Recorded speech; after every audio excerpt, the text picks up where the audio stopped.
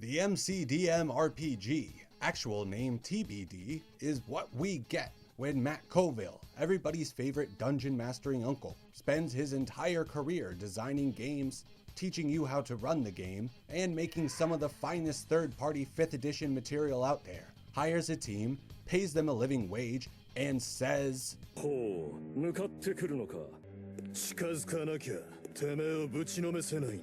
That's right. As of this recording, the MCDM RPG, as it's currently known, has earned nearly 3 million gold doubloons. And if that's anything to go by, we may finally have a true 5e killer on our hands. And while the game is still in development, we do have a pretty good idea about what this game aims to do, and perhaps more interestingly, doesn't aim to do. The past few years have seen an onslaught of crowd-funded RPGs coming from the old school revival, and the MCDM RPG wants you to know up front that they are decidedly not one of them. And that's pretty dope. Rather than compete with other RPGs that have refined the squishy rules-light dungeon crawls of yore with great success, the MCDM RPG is going all in on the heroic, power fantasy style of D&D that 5e and Pathfinder have dominated for nearly a decade now. And while that's certainly not everybody's cup of tea, for millennials like me who were born too late to grow up in the grognard glory days, but just in time to grow up with this,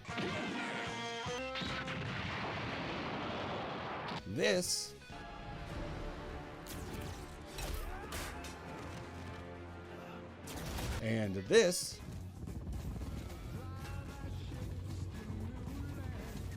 the 4 design keywords that define this game's style: tactical, heroic, cinematic, fantasy, will probably send shivers of excitement down your nerdy little spine.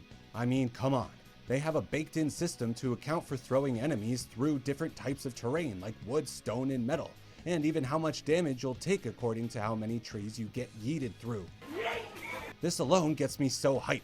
I've played a warlock in 5e, and I was always trying to use my Eldritch Blast in creative ways to push my enemies across the battlefield. And then I'd be like, hey, DM, what if I slam this gobbo into a spiky cave wall? And then my DM would be like, I guess roll me a d6. And then I'd be like, okay, I rolled a 2. And then he'd be like, okay, you deal 2 additional damage. And that's cool and all, but I don't know. It just feels so validating to see a system tackle this style of play head on. So anyway, what exactly makes this game any different from 5e, 4e, or Pathfinder? Well, for starters, you cannot miss in this game. This motherfucker don't miss. That's right, Timmy. Your attack roll is your damage roll. If you want to punch a bad guy in the face, you roll 2d6 and the relevant modifiers, and that's your damage. In an interview, James Intricasso, lead designer at MCDM, said that in most modern RPGs, missing an attack roll feels like losing your turn. And while I'm not sure I totally agree with that, I do agree with the sentiment that missing an attack roll is not fun, and playing RPGs should always be fun. According to the Backerkit preview, this game is built so that each adventure you play and each battle you fight gets more exciting as it goes on. To follow through on that promise, the game is turning traditional action resource management on its head.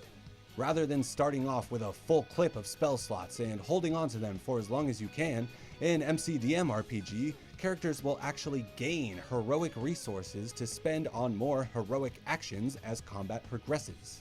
Now, Colville is certainly wearing his love for 4th edition on his sleeve here. A battle grid is all but necessary.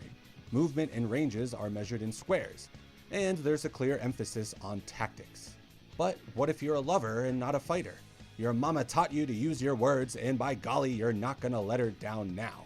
Well, this is where my most anticipated aspect of the game comes in: negotiation.